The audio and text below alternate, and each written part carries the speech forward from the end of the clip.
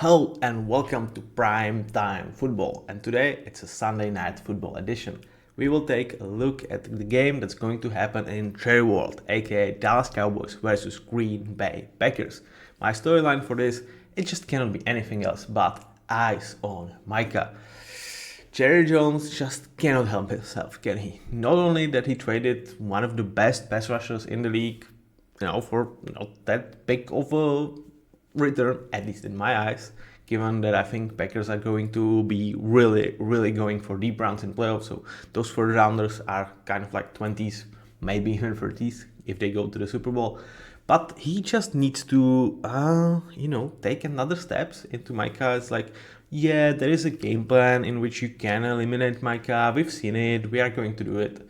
I mean, don't you are worried about like Dak Prescott's health in this one? Like, I want to protect him, not antagonize Micah Parsons, especially after the Packers lost to the Browns.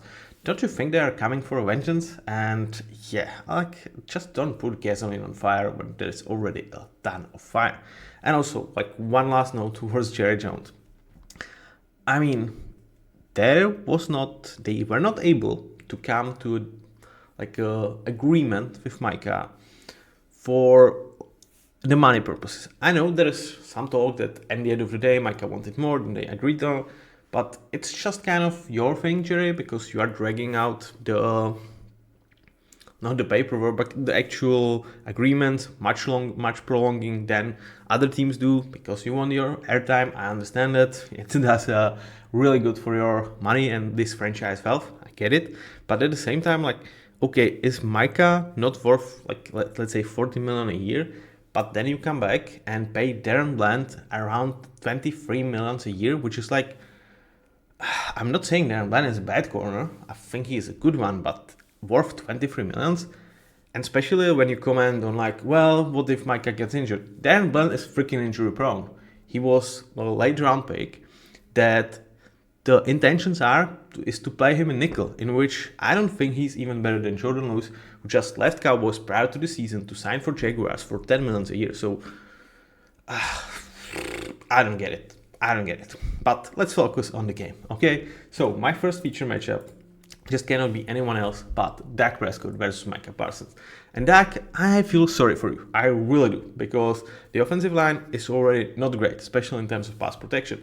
Now you are going to miss not only Cooper Beebe, but Tyler Booker as well. On top of that, you don't have a CeeDee Lamb. He's out for several weeks. And here comes one of the best defensive lines in football, with Micah Parsons, with Rashan Gary, with Lucas Van Ness, not to mention blitzing and Jared Cooper, on a mission, for Micah, on a mission to take down the Cowboys, and for the whole Packers team to just take down their next opponent, because, that loss to the Browns was embarrassing.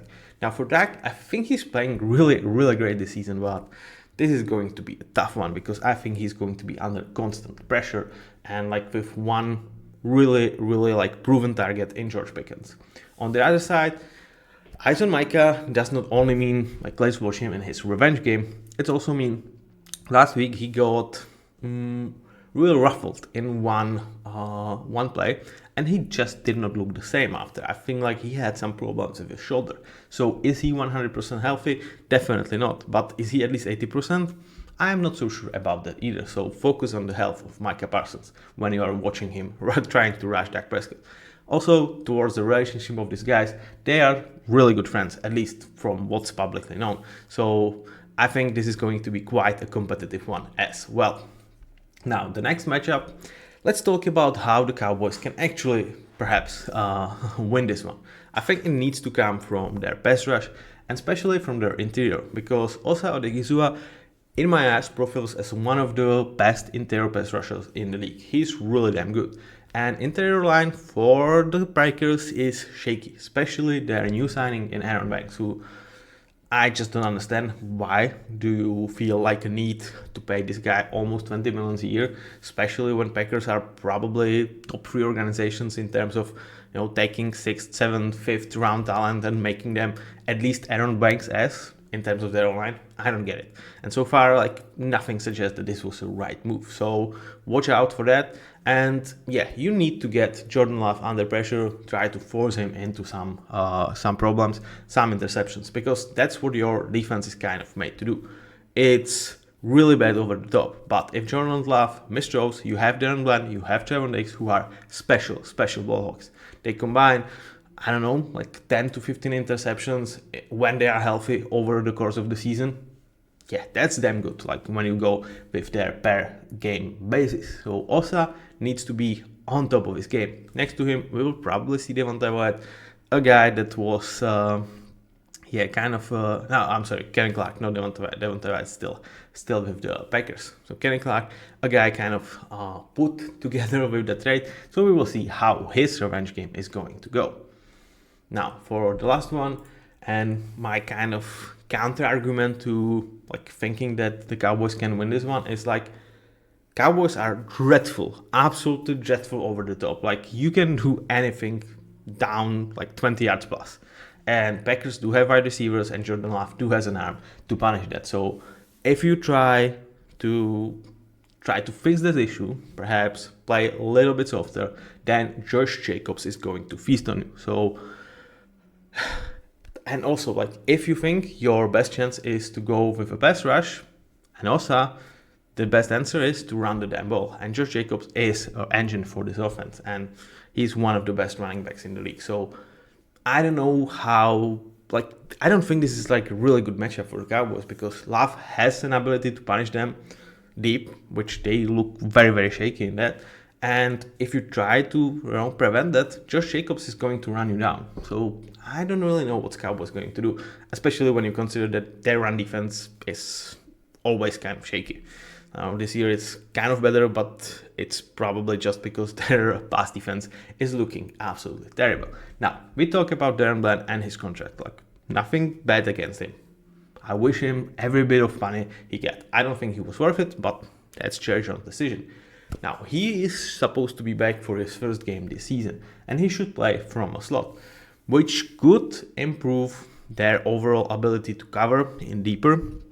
But at the same time, like, is this necessarily something that like super improves Dallas' chances? I don't necessarily think so. And at the same time, if he plays from the slot, that's like one worry, and like why I would absolutely not pay Darren Bland this money.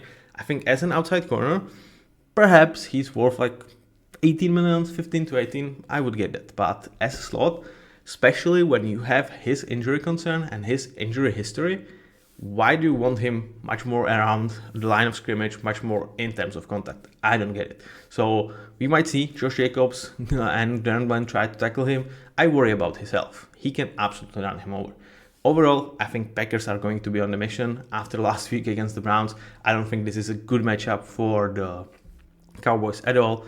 And Jerry, you are not helping your team, in my opinion, just putting gasoline on fire. But Sunday Night Football, anything can happen. Let's enjoy. See you with the next one.